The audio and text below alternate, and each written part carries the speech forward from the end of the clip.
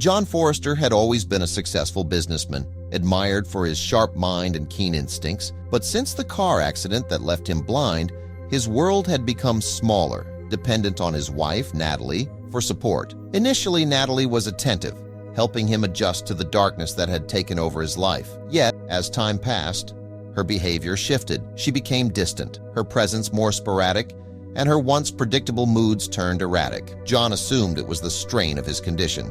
His blindness had put an immense burden on their marriage, but something deeper gnawed at him, a quiet unease that he couldn't shake. But before we start our story, smash the like button, make sure to subscribe and hit the notifications bell so you won't miss any new stories. Everything changed one morning when John woke up to the familiar darkness, but noticed something different. As he blinked, faint shapes began to materialize, blurry outlines of furniture that hadn't been there before. His vision was slowly returning. Overcome with disbelief, John nearly called out to Natalie, eager to share the miracle with her. But just as he was about to rise from bed, he heard her voice downstairs. It was hushed, tense. "No, I'll meet you later," she whispered, her words barely audible but enough to stop John in his tracks. There was something off, something in her tone that made him stop. John was not used to this. The house felt different, almost alien, as if it had transformed while he remained in the dark. The light that flooded the windows felt like a distant memory, a brightness he could only recall in fragmented thoughts. The smell of freshly brewed coffee wafted from the kitchen, grounding him momentarily, yet it was tinged with something unfamiliar. Natalie had begun using a different blend, one that seemed to shift as often as her moods. He noticed subtle changes around the house, new decorations, fresh scents, and the lingering traces of unfamiliar perfume. All of it added to the strange atmosphere, a reminder that his world was shifting in ways he couldn't fully grasp. It was a disorienting experience, making him acutely aware of his limitations, yet deep down, he yearned to reclaim the sense of security he had lost to darkness.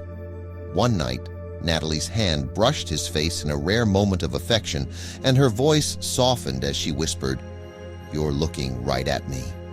His heart raced. He had been. His eyes had instinctively met hers, and for the first time, John wondered if she suspected that he could see again. Just muscle memory," he stammered, quickly rolling onto his side, pretending to grope for his pillow. Natalie giggled sleepily, buying the excuse, but John's heart was racing. The irony of it nearly made him laugh out loud. He was more afraid of her finding out that he could see than he ever had been about his blindness. Natalie had never been one to stay out late, but now she frequently returned home long after sunset. When John inquired, she casually claimed she was catching up with friends or working overtime. John's brow furrowed as he tried to reconcile her behavior with the woman he knew. One night, Natalie came home later than usual, and feigning sleep, John listened intently as she slipped into the bedroom. One day, as he was organizing his bookshelves, he caught her eyeing him from across the room with a smirk on her face. His heart raced. Was she onto him? He fumbled the stack of books, watching as they tumbled to the floor. "Need some help?" she asked, laughter dancing in her voice. He quickly dismissed her with a casual wave, feeling the flush of embarrassment rise to his cheeks. That playful exchange, however, only intensified his paranoia, leaving him convinced that Natalie was testing him. Curiosity tugged at him, but his mind was too clouded with uncertainty to jump to conclusions. Over the next few days, John began to notice more peculiarities.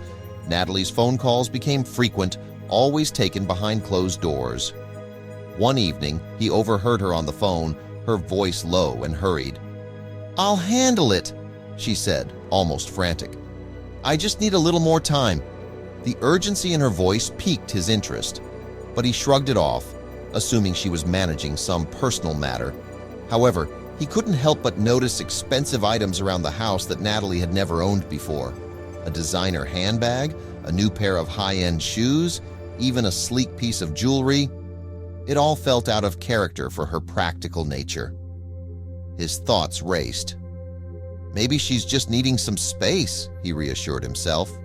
After all, she had been by his side through everything: the accident, the recovery, the long months of adjustment. Maybe she just needed to unwind. Then, while folding laundry, an activity Natalie typically insisted on handling, he stumbled upon a receipt in her coat pocket from an upscale restaurant they hadn't visited in years. The date matched a night she claimed to be working late. When he casually mentioned it, she laughed it off, saying she had grabbed a drink with a colleague. Although the unease bubbled beneath her words, John chose to believe her.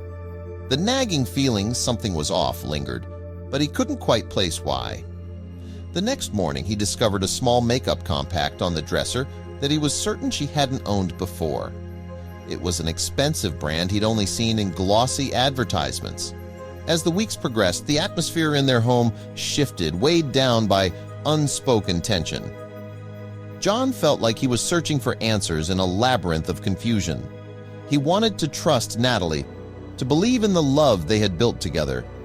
Yet, a sense of disquiet enveloped him, urging him to confront the growing questions swirling in his mind. Each new detail added to the weight of his uncertainty. John often caught himself lost in thought, piecing together the fragments of Natalie's life that felt elusive. He watched her closely, yet remained steadfast in his belief that she would never betray him. "It's probably me," John murmured, overthinking things. The idea that his blindness might be making him overly analytical settled uneasily in his mind. As the days turned into weeks, John observed more changes in Natalie's behavior, but the shadows of doubt loomed larger as he observed her becoming increasingly distracted. Her phone often capturing her full attention. There were moments when he would catch her glancing away, her expression shifting from joy to anxiety, and it left him grappling with his thoughts. One rainy afternoon, while listening to the sound of the rain, John was struck by a moment of clarity. Natalie rushed inside, passing him by, whispering into her phone, "I'll see you soon." His heart raced, not with betrayal, but confusion. Who was this person? Why did she sound so eager? He resolved to trust her, to approach the matter carefully. Days later, he overheard her in a tense conversation. "You said it would be quick. I can't keep waiting like this." The urgency in her voice unsettled him. Something was happening, but he couldn't let paranoia take over. He needed clarity before making accusations. Then, while organizing his things, he found a small velvet pouch containing an expensive pen he had seen before in a store they'd visited together. When he asked Natalie about it, she paled. "A client gave it to me," she said quickly. Suspicion gnawed at him, but he let it go, for now. A week later, Natalie was dressed unusually well. Heels, a sleek dress, and more makeup than usual. "I'll be back in a few hours," she said lightly, kissing his cheek. As soon as she left, John grabbed his jacket and followed her. Keeping a safe distance, he watched her get into a car with a man he had never seen before. Sharp-dressed and overly friendly, his heart sank as they drove off together. He hailed a cab, trailing them to a familiar cafe. From a distance, he watched them laugh and talk like old friends. But there was an intimacy in their body language that twisted his stomach. She touched the man's arm, her smile soft and warm. The sight was unbearable. Could she really be cheating on him? That night, Natalie returned home, acting as if nothing had happened. She was affectionate, asking about his day, but every word felt false. The images of her and the stranger haunted him. Over the next few days, she continued to leave the house, always with vague excuses. John followed her again, watching as she met the same man in different locations: a park bench, a quiet restaurant, a hotel lobby. Their interactions were too familiar. Had she been seeing him for months? Was she planning to leave? Determined to uncover the truth, John confronted her indirectly. "You've been going out a lot lately," he said casually. Natalie glanced up from her phone. "Just running errands, meeting friends." "Anyone I know?" he asked. She smiled, but her eyes flickered with something, panic maybe. "Old friends from work." His suspicions deepened. He needed proof. One night, while she showered, he glanced at her phone. A series of encrypted messages from an unknown number made his pulse quicken. Before he could take a screenshot, the water shut off. He set the phone down, guilt and dread knotting in his stomach. Then came the night that changed everything. Natalie went to bed early, claiming exhaustion. John waited until she was asleep before creeping into her study. He never invaded her privacy, but this time he had no choice. Searching through her desk drawers, he rifled through papers, bills, and receipts. At first, there was nothing unusual. But then, hidden at the back of the drawer, John found a small locked box. His heart pounded as he picked the lock. Inside were legal documents, contracts, and agreements. As he scanned through them, his blood ran cold. These were asset transfer documents, his properties, accounts, and business, all being quietly moved into Natalie's name. His hands trembled. She had been plotting this for months, using his leanness to seize control of everything. The betrayal cut deeper than an affair ever could. John sat in the darkness, his mind reeling. She had no idea he could see now. She believed he, as still in the dark, blind to her schemes. He closed the box carefully, ensuring everything was as it was before. For the next few days, he played his part, pretending to be the oblivious husband while planning his next move. A week later, Natalie came downstairs, expecting another quiet morning.